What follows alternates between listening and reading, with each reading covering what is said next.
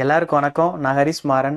மலைப்பகுதிகளுக்கு தனியாக ட்ரெக்கிங் போகிற சில ஆண்களை குரூப்பாக வர்ற அழகான பெண்கள் சாப்பிட்றதுக்கு எதையோ கொடுக்குறாங்க. அதை வாங்கி சாப்பிட்ட அந்த ஆண் மயக்க நிலைக்கு போகிறாரு. மயக்கமான 3வது நாள் தான் அவர் எழுந்திரிச்சு பார்க்குறாரு. ஆனால் அந்த 3 நாள் அவருக்கு என்ன நடந்துச்சுன்னு அவருக்கு சுத்தமாக ஞாபகம் இல்லை. இது ஃபஸ்ட்டு இன்சிடெண்ட். அதே மலைப்பகுதிக்கு ட்ரெக்கிங் போகிற ஒருத்தர் அந்த மலைப்பகுதிகளோட அழகை ரசிச்சுட்டு தன்னோட ஃபேமிலியும் இதை பார்த்து ரசிக்கணுங்கிறதுக்காக அந்த ஃபேமிலிக்கு வீடியோ கால் பண்ணுறாரு. நெட்வொர்க் கவரேஜ் ஒழுங்காக இல்லாதனால அந்த வீடியோ ஃப்ரீஸ் ஆகி வருது. ஆடியோவும் ஒழுங்காக கேட்கல. கொஞ்ச நேரத்துலேயே அவர் கீழே குனிஞ்சு எதையோ எடுக்கிற மாதிரி அவங்க ஃபேமிலி மெம்பர்ஸ் அந்த வீடியோவில் பார்க்குறாங்க. அதோடு அந்த வீடியோ கால் கட் ஆகிடுது. அதுதான் அந்த ஃபேமிலி மெம்பர்ஸ் அவரை கடைசியாக பார்த்துருக்காங்க.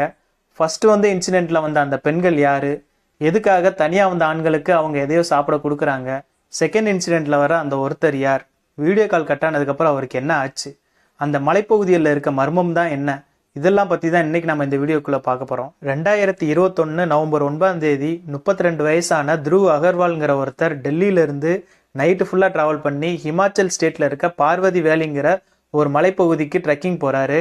அதுக்கப்புறம் தான் அந்த வீடியோ கால் கட் ஆகி அவர் காணாமலும் போகிறாரு.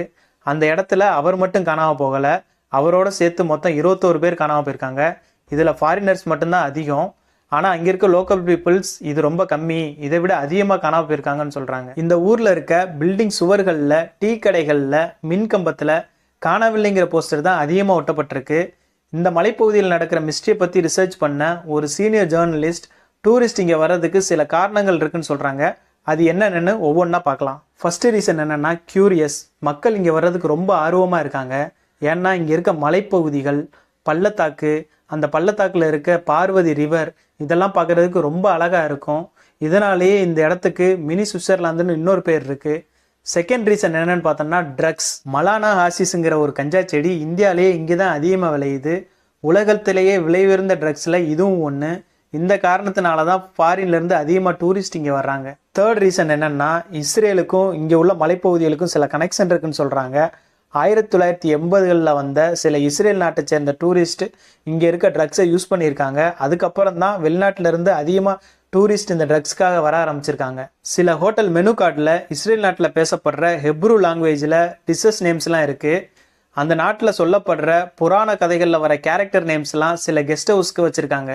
ஃபோர்த் ரீசன் என்னென்னு பார்த்தோம்னா பெரிய சிட்டியிலேருந்து சில பேர் தனிமைக்காகவும் அமைதியை தேடியும் இங்கே வர்றாங்க. இந்த பார்வதி வேலிக்கு சில முன்கதைகளும் இருக்குது. 3000 வருஷத்துக்கு முன்னாடி கடவுள் சிவன் இந்த இடத்துல மெடிடேஷன் பண்ணிட்டு இருந்ததாகவும், இந்த மலைப்பகுதிகளோட அழகை பார்த்து தன்னோட மனைவியின் பெயரான பார்வதியே இந்த மலைப்பகுதிகளுக்கு வச்சதா சொல்லப்படுகிறது.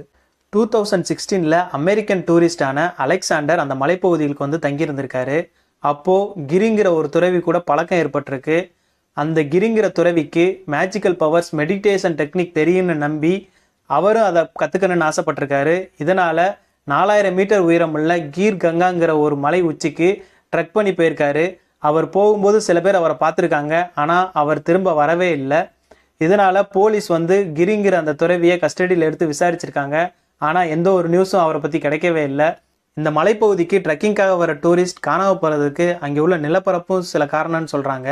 அங்கே உள்ள மலைகள் வந்து ரொம்ப உயரமானதாகவும், அங்கே உள்ள சரிவுகள் வந்து ரொம்ப செங்குத்தாகவும், அங்கே உள்ள பாதைகள் வந்து ரொம்ப நேராகவும் இருக்குது. அதனால தான் அங்கே கார்லேயோ இல்லை பைக்லேயோ யாருனாலையும் போக முடியாது. அங்கே ரெஸ்கியூ மிஷினில் இருக்கிறவங்க என்ன சொல்கிறாங்கன்னா, ட்ரெக்கிங் போகிறவங்க பண்ணுற சின்ன தப்பு கூட பள்ளத்தாக்கில் இருக்க பார்வதி ரிவரில் அவங்கள கொண்டு போய் விழ வச்சிரும். அப்படி பார்வதி ரிவரில் விழுந்தவங்க யாருமே உயிரோடு திரும்பி வந்ததில்லை. ஸோ நீங்கள் வைக்கிற ஒவ்வொரு ஸ்டெப்பும் ரொம்ப முக்கியம், கேர்ஃபுல்லாக போங்கன்னு சொல்கிறாங்க. இங்கே இருக்க போலீஸ் அஃபீஷியல்ஸ் என்ன சொல்கிறாங்கன்னா, கீர்கங்கா மாதிரி ட்ரெக்கிங் போகிறதுக்கு நிறைய மலைப்பகுதிகள் இங்கே இருக்குது. அகர்வால் இந்த மாதிரி பிளேஸ்க்கு தான் போயிருப்பாருன்னு நாங்கள் நினைக்கிறோம். அவங்க ஃபேமிலிகிட்ட பேசும்போது அவர் இதுக்கு முன்னாடி ட்ரெக் பண்ணதே இல்லைன்னு சொல்கிறாங்க. ஸோ புதுசாக வர்ற டூரிஸ்ட் எல்லாருமே, அதாவது ஃபஸ்ட் டைம் ட்ரெக்கிங் போகிறவங்க எல்லாருமே லோக்கல் கைடை யூஸ் பண்ணிக்கோங்க. தனியாக போய் உங்கள் லைஃப்பை நீங்கள் ரிஸ்க் பண்ணிக்காதீங்கன்னு சொல்கிறாங்க.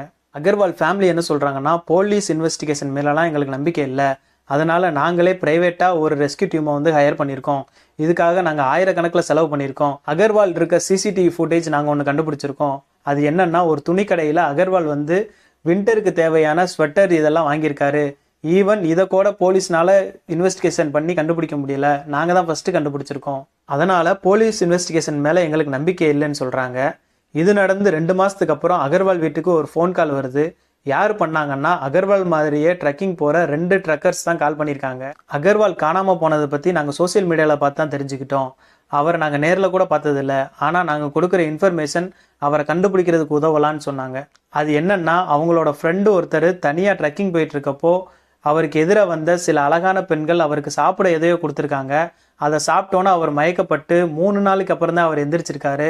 அவர் இந்த 3 நாள் அவருக்கு என்ன நடந்துச்சுன்னு அவருக்கு சுத்தமாக ஞாபகமே இல்லை. அவர் வச்சுருந்த பர்ஸ், அதில் உள்ள பணம் எதுவுமே காணாமலும் போகலை. ஸோ இந்த மாதிரி உங்கள் பிரதருக்கு நடந்திருக்கலாம். இந்த விஷயம் அகர்வால் ஃபேமிலிக்கு நம்புற மாதிரி தான் இருந்துச்சு. ஏன்னா அகர்வால் ஒரு பிஸ்னஸ் மேன். அப்புறம் அவர்கிட்ட நிறைய கேஷும் இருந்துச்சு, பேங்க் கார்ட்ஸும் இருந்துச்சு. அவங்களோட சிஸ்டர் என்ன சொல்கிறாங்கன்னா, என் தம்பி ரொம்ப நல்லவன், அவன் எல்லாரையும் ஈஸியாக நம்பிடுவான். ஸோ இந்த மாதிரி சில பொண்ணுங்கள் அவனை ஏமாத்திருக்க நிறைய வாய்ப்பு இருக்குது அப்படின்னு நான் நினைக்கிறேன் அப்படின்னு சொன்னாங்க. பட் அகர்வாலுக்கு என்ன நடந்துச்சுன்னு அவருக்கும் அவரை மாதிரி அந்த மலைப்பகுதியில் காணாமல் போனவங்களுக்கு மட்டுமே தான் தெரியும். அதில் யாராவது ஒரு ஆள் உயிரோடு சொன்னால் மட்டும்தான் அந்த வேலியோட மிஸ்ட்ரி விலகும். மீண்டும் இந்த மாதிரி ஒரு வீடியோவில் உங்களை சந்திக்கிறேன். See you.